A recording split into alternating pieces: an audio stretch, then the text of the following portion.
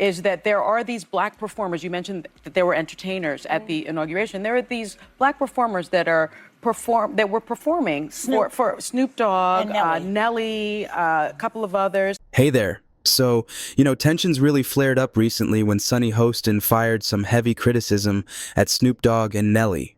Why? Well, they performed at the inauguration, and Sonny thinks their appearance was kind of a betrayal to the black community.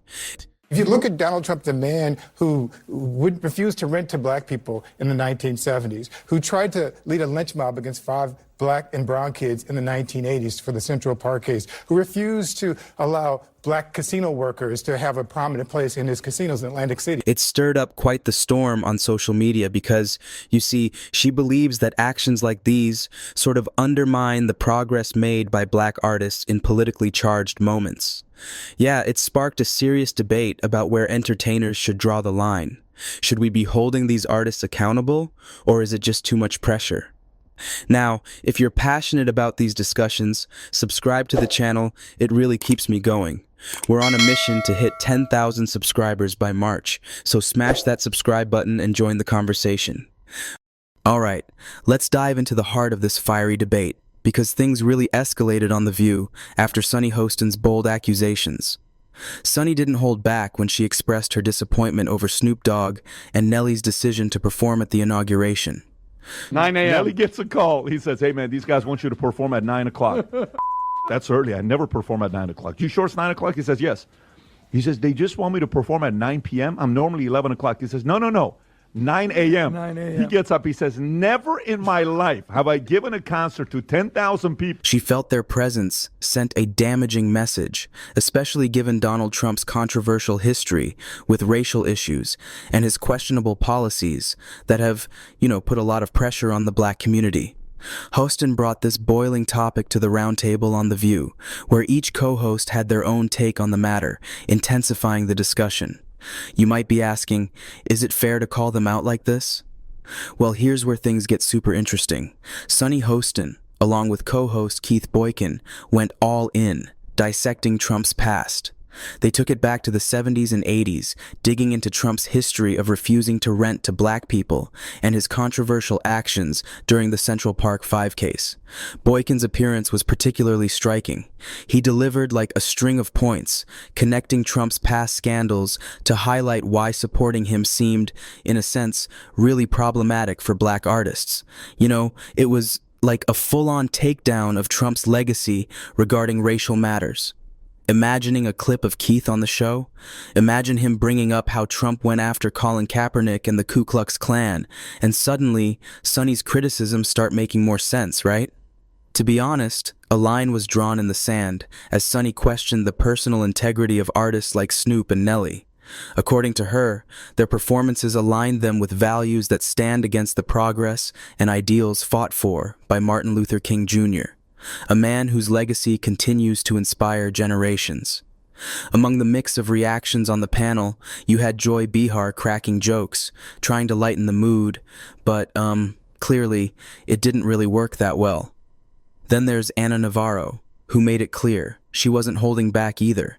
She didn't shy away from calling out what she saw as a stark contradiction in Snoop's actions.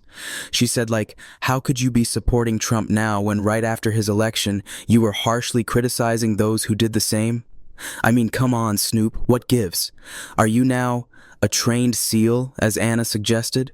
Or was there some sort of practical reasoning behind their choices that just wasn't fully communicated? Meanwhile, Alyssa Farah Griffin took more of a balanced approach, reminding everyone that artists might have personal reasons for their actions, possibly unrelated to politics. Perhaps they see it as part of an American tradition, participating in such events regardless of who's in office. It's like, keep politics and art separate, kind of like church and state. Alyssa even referenced Carrie Underwood's similar situation, saying that maybe these artists have their own motivations, and we should respect that. But then you've got Nelly weighing in. The office, out of respect, they give their life for the love of this country. I love this country as well. It is an honor for me to perform for the president of the United States, regardless of who is in office. If President Biden would have asked me to perform, I would have performed.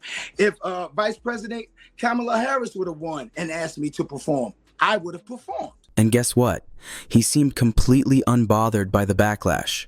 For him, it was more about the honor of performing for the President of the United States, regardless of who holds office. It's interesting, like, how he addressed the critics by saying he'd perform for any president, whether Trump or Biden.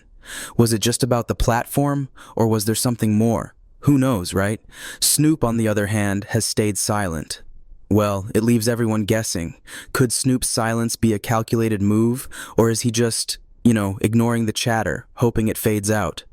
Whoopi Goldberg didn't attack or defend Snoop either, but she, subtly reminded the panel that everyone's decisions are their own, no matter if others disagree. As you can see, this whole issue is just packed with tension, isn't it? Many people online are screaming hypocrisy at Snoop for performing when once he was so anti-Trump, while others are kind of supportive, saying everyone has their reasons. But isn't it ironic how these artists are now caught between the art they create and the political maelstrom that their actions kick up? Also, there's this aspect of legacy Snoop and Nelly should consider, right? How do these performances impact public perception of them, especially among fans who were galvanized by Snoop's past criticisms of Trump?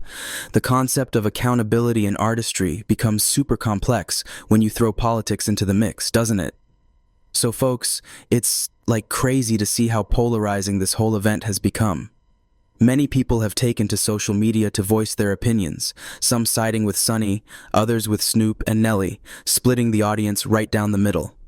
This dialogue brings us back to the perennial question: should artists use their platform to take a stand, or can they just stick to their art and leave politics out of it? Well, what are your thoughts on this? Is Sonny right here, or does she need to, ease up a bit? Should Snoop and Nelly have considered the political implications, or was their job just to perform?